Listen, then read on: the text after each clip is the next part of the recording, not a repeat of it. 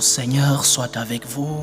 Et avec votre esprit. Évangile de Jésus-Christ selon saint Matthieu. Gloire à toi, Seigneur. En ce temps-là, comme Jésus et les disciples étaient réunis en Galilée, il leur dit: le Fils de l'homme va être livré aux mains des hommes. Ils le tueront, et le troisième jour, il ressuscitera. Et ils furent profondément attristés. Comme ils arrivaient à Capharnaüm, ceux qui perçoivent la redevance des 2 drachmes pour le temple vinrent trouver Pierre et lui dirent: votre maître paye bien les 2 drachmes, n'est-ce pas? Il répondit: oui. Quand Pierre entra dans la maison, Jésus prit la parole le premier. Simon, quel est ton avis? Les rois de la terre, de qui perçoivent-ils les taxes ou l'impôt? De leurs fils ou des autres personnes? Pierre lui répondit: des autres. Et Jésus reprit: donc, les fils sont libres, mais pour ne pas scandaliser les gens, va donc jusqu'à la mer, jette l'hameçon et saisis le premier poisson qui mordra. Ouvre-lui la bouche et tu trouveras une pièce de 4 drachmes. Prends-la et tu la donneras pour moi et pour toi. Acclamons la parole de Dieu. Louange à toi, Seigneur Jésus. Notre Seigneur Jésus-Christ nous montre un exemple de citoyenneté. Il paye ses impôts. Le Seigneur paye ses impôts. Dans la suite de cet évangile, il dira plus loin: à César ce qui est à César et à Dieu ce qui est à Dieu. Un exemple de citoyenneté pour nous montrer que le Seigneur n'enlève rien à la vie de l'État. Notre relation avec Dieu ne doit pas perturber notre relation comme citoyen, nos devoirs civiques. Notre relation avec Dieu devrait plutôt nous aider à être de bons citoyens. Si nous avons une mauvaise relation avec Dieu, nous aurons une mauvaise relation avec l'État, avec non seulement les lois de notre État, mais aussi, dans le sens concret, le paiement des impôts. Nous devons donc avoir une relation de complémentarité. Dieu, qui est au-dessus de l'État, vient nous aider à pouvoir être de bons citoyens. Le chrétien n'est pas une personne à part dans la société. Le chrétien est un citoyen dans un État et ne doit pas vivre non seulement isolé, mais aussi en marge des lois d'un État. Au contraire, le chrétien, comme Jésus-Christ, doit montrer l'exemple aux autres citoyens sur les devoirs civiques à accomplir. Donc, notre Seigneur nous enseigne que nous devons être de bons citoyens, que nous devons respecter nos droits civiques, que nous devons accomplir ces lois que l'État, à travers les parlements par exemple, a mis sur pied, mais des lois légitimes, des lois qui ne sont pas contre non seulement la loi morale naturelle, mais aussi la loi morale révélée. Lorsqu'une loi est contre la nature, lorsqu'une loi est contre la loi morale naturelle, c'est une mauvaise loi. Et saint Thomas d'Aquin dira qu'une loi qui n'est pas bonne ne doit pas être respectée. Donc, les lois légitimes, les lois qui sont en identification avec la loi morale naturelle et la loi morale révélée, nous devons les respecter. Le Seigneur nous enseigne d'être de bons citoyens. Nous ne sommes pas des personnes à part comme chrétiens. Nous sommes des citoyens. Nous sommes des citoyens qui doivent respecter les lois des pays dans lesquels ils vivent. Mais nous sommes des citoyens qui avons comme modèle le Christ lui-même. Le Christ a payé ses impôts. Le Christ a accompli les lois de son époque et les lois de ce pays dans lequel il vivait. Il n'a pas dit, comme je suis Jésus-Christ, alors je ne vais pas payer les impôts. Non, il a payé ses impôts. Et nous aussi, comme citoyens, il est important pour nous de questionner quelle est la continuité que nous faisons de notre relation avec Dieu et de notre relation avec l'État. Le Seigneur ne t'enlève rien, au contraire, il vient t'aider à respecter ces lois du pays où tu vis, les lois votées, les lois légitimes, j'insiste sur légitimes, ces lois qui ne sont pas contre la loi morale naturelle et la loi morale révélée. Nous devons être de bons citoyens, des exemples de citoyens comme le Christ lui-même. Parce que ta relation avec Dieu ne doit pas t'éloigner de ta relation avec l'État, avec la cité dans laquelle tu vis. Ta relation avec Dieu doit compléter et améliorer. Ta relation avec Dieu doit faire meilleure ta relation avec l'État dans lequel tu vis. Donc, sois un bon citoyen, comme le Christ lui-même.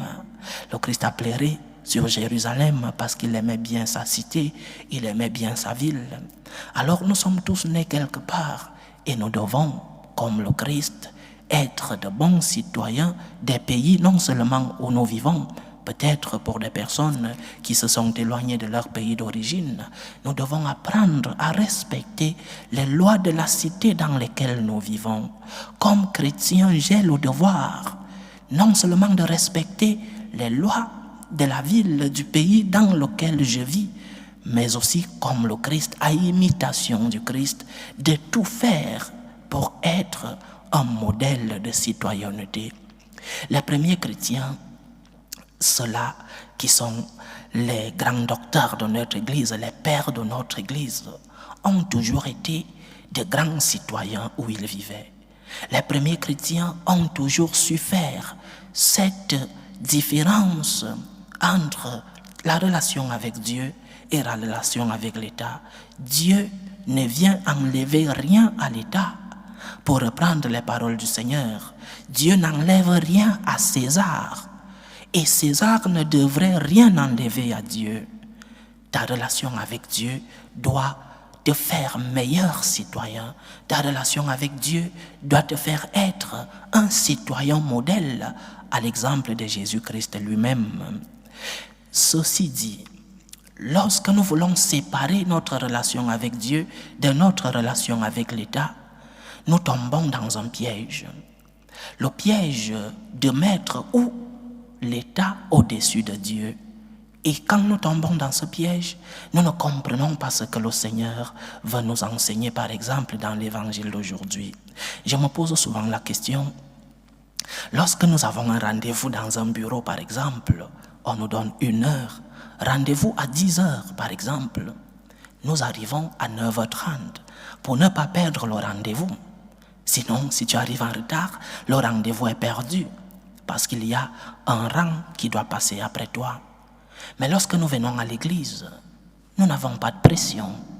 Nous n'allons à pas de tortue. Nous arrivons en retard alors que nous avons un grand rendez-vous avec celui qui est au-dessus de tous les états.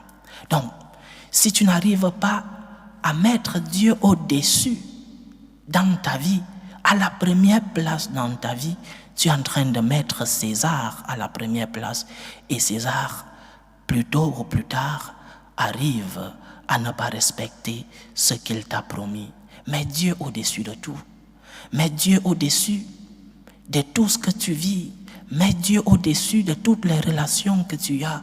Et lorsque Dieu occupera la première place dans ta vie, lorsque tu accorderas au Seigneur le droit qu'il mérite d'avoir dans ta vie, alors tes relations avec les autres, ta relation avec l'État, ta relation avec ta famille, tes amis, ces relations auront un ordre parce que le Seigneur vient t'enseigner à mettre un ordre dans la vie.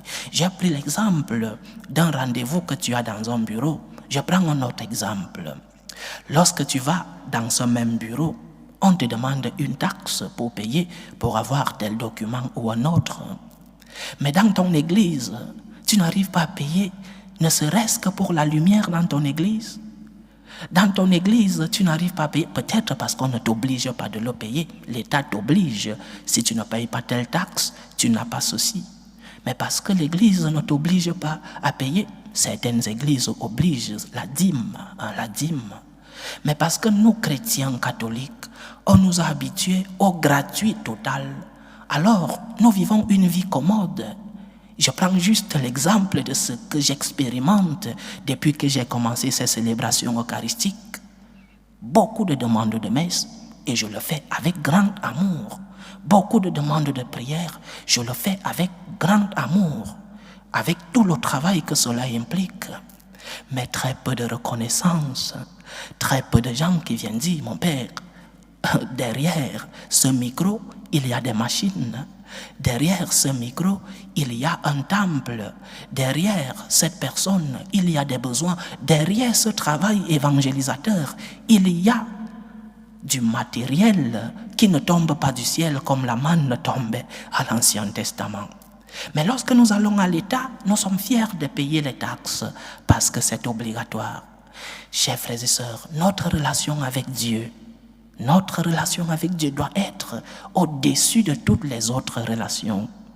Je ne suis pas là en train de dire de ne pas m'envoyer vos intentions de messe, loin de moi cette intention. Mais je vous demande, chers frères et sœurs, de essayer de mettre sur la balance ce que vous demandez et ce que vous recevez. Lorsque tu demandes tant, t'es-tu posé la question un jour, comment fonctionne ceci? Comment fonctionne ta paroisse physique où tu vas chaque dimanche, ou ta paroisse en ligne? Ce prêtre, comment vit-il? Ce temple, comment fonctionne-t-il? Comment on paye la lumière? Ces machines qui nous font arriver ce pain, cet aliment spirituel chaque jour, comment on fait pour les acheter? Nous devons prendre conscience. Le Seigneur a payé son impôt à l'État. Mais le Seigneur a mis Dieu à la première place dans sa vie. Notre Seigneur nous enseigne à être de bons citoyens, mais il nous dit aussi que ta relation avec Dieu doit être au-dessus de la balance. Si tu arrives à payer à l'État, si pour certains qui sortent de l'église catholique, j'ai eu cette expérience quand j'étais tout petit dans mon petit village. Beaucoup sont sortis de l'église catholique et sont entrés dans une secte protestante. Et le jour suivant, ces personnes payaient déjà leur dîme. Mais qu'est-ce qui s'est passé? C'est obligatoire dans d'autres églises. C'est obligatoire dans d'autres secteurs. Mais parce que nous, les chrétiens, nous enseignons une vie commode, nous avons perdu même ce qui est basique, c'est-à-dire ouvrir les yeux et découvrir les besoins dans notre église. Ouvrir les yeux et découvrir le besoin dans ta paroisse. C'est si facile, chers frères et sœurs. Soyons comme le Christ, de bons citoyens, des personnes qui accomplissent leur devoir civique, mais aussi levons les yeux au ciel et demandons-nous quels sont les besoins pour que l'évangélisation, pour que le nom du Seigneur arrive jusqu'aux extrémités du monde. Quels sont les besoins de ceux-là qui m'alimentent spirituellement chaque jour? Et ainsi le Seigneur qui sait voir les cœurs remplis de reconnaissance et de gratitude continuera de nous combler de ses grâces, parce qu'après une grâce vient une action de grâce.